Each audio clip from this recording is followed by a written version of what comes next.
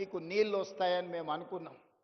పాపం ఒక పెద్దాయన రూపంలో మీకు దయ్యమై పట్టిండు, మీ ప్రాజెక్టును కాలగర్భంలో కలిపిండు. ఆయన ఉద్దేశం ఏందో దురుద్దేశం ఏందో నాకు తెలియదు. పేరు మార్చిండు, ఊరు మార్చిండు, అంచనాలు మార్చిండు. పేరు కాళేశ్వరమైంది, ఊరు ఇంకెక్కడికో పోయింది. అంచనాలు 1,50,000 కోట్లయినాయి. 10 ఏళ్ళు తిరిగే లోపల 1,00,000 కోట్లు ఖర్చు పెట్టిండు. కాళేశ్వరం కడితే 3 ఏళ్లలోనే కూలేశ్వరం అయిపోయి కూలిపోయింది. ఆదిలాబాద్కు మాత్రం చుక్క నీరు రాలే. ఆయన ఇంట్లో కనక వర్షం కురిసింది తప్ప మన భూముల్లో బీడు భూముల్లో చుక్క నీరు రాలే. అందుకే ఇవాళ ఈ వేదిక మీద నుంచి స్పష్టంగా మీ అందరికీ మాట ఇవ్వదలుచుకున్న మిత్రులు నగేష్ గారికి, శంకర్ గారికి కూడా విజ్ఞప్తి చేస్తున్నా. ఆనాడు ఉమ్మడి రాష్ట్రంలో 148 మీటర్ల ఎత్తుకు అనుమతి ఇచ్చిండ్రు.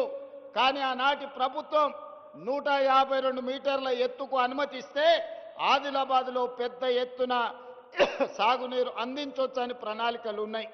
దానికి కొంత మహారాష్ట్ర ప్రభుత్వం అభ్యంతరం పెట్టింది. ఆ తర్వాతి కాలంలో 150 మీటర్లకు అనుమతి ఇవ్వడానికి సూత్రప్రాయంగా మహారాష్ట్ర ప్రభుత్వం ఒప్పుకున్నది. కానీ తెలంగాణ ప్రభుత్వమే ఆనాడు పెడచెవిన పెట్టింది. తుమ్మిడేటి దగ్గర ఉండాల్సిన ప్రాజెక్టు తరలిపోయి చిన్న కాళేశ్వరం, మేడిగడ్డ, అన్నారం, సుందిళ్ళ పేరు మీద ఎక్కడికో కిందికి తరలిపోయింది. కరీంనగర్ జిల్లాలో నిర్మాణం జరిగింది. అదైనా మంచిగా జరిగిందా అంటే 1,00,000 కోట్లు ఈరోజు గోదావరి పాలైపోయినాయి, గోదావరిలో కొట్టుకపోయినాయి. పాపం ఊరికే పోదు అన్నట్టు ఈరోజు ఎన్ని బాధలు పడుతుర్రో సూరు. సొమ్ము వచ్చిన తర్వాత సొంత పిల్లలే కత్తులతో పొడుచుకుంటారు. ఎప్పుడైనా అక్రమ సంపాదన, అన్యాయపు సొమ్ము వస్తే కుటుంబంలో కూడా ప్రశాంతత ఉండదు. ఇవాళ కండ్లతో చూస్తున్నాం. బిడ్డో దిక్కు, కొడుకో దిక్కు, అల్లుడో దిక్కు, ఆయన శాతగాక ఎక్కడ వండుకున్నాడో మీరు అందరు చూస్తున్నారు. ప్రజల సొమ్ము తిన్నోడు ఎవడు బాగుపడడు.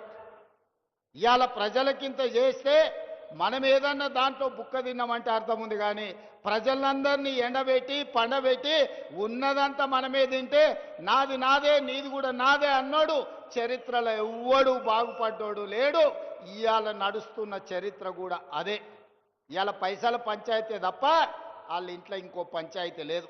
అందుకే ఈరోజు 150 మీటర్ల ఎత్తున ప్రాణహిత చేవెళ్ల తుమ్మిడియేటి దగ్గర ప్రాజెక్టు కట్టాలి అని మా సాగునీటి పారుదల శాఖ మంత్రి ఉత్తమ్ కుమార్ రెడ్డి గారికి ఆదేశాలు ఇవ్వడం జరిగింది. ప్రాజెక్టును అంచనా వేయడానికి నిన్న మొన్ననే టెండర్లు పిలిచినాం.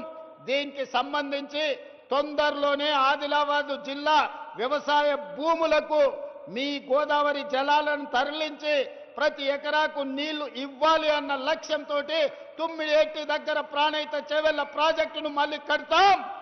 ప్రారంభోత్సవానికి, పనుల ప్రారంభోత్సవానికి తిరిగి నేను వస్తా అని తెలియజేస్తున్నా. ఆనాటి నిర్లక్ష్యం